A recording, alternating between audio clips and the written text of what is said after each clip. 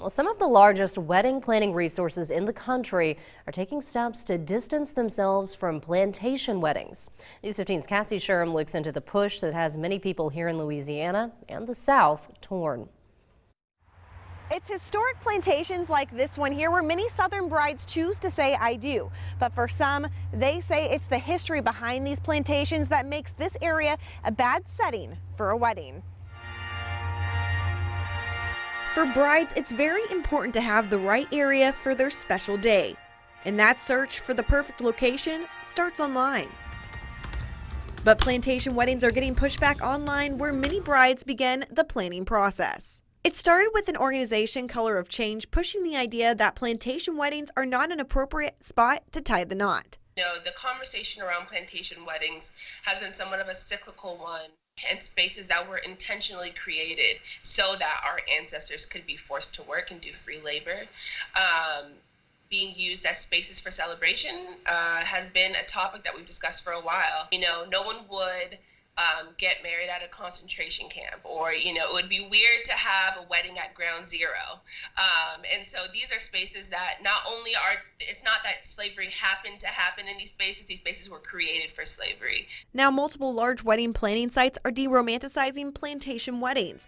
After Change of Color reached out to the knot in Wedding Wire, they're removing terms like elegant and romantic in their descriptions.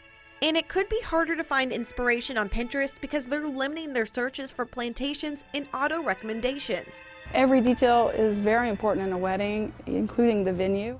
For Dreamcastle wedding planner and photographer Janine Elaine, plantations have been a staple venue. It's not only just the trees and the willows and the decor, the big huge columns, the glamorous presentation. It's pretty breathtaking when you walk up to one.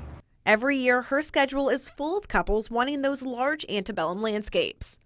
We do everything from sessions to weddings there, so at least 40, 50 easy.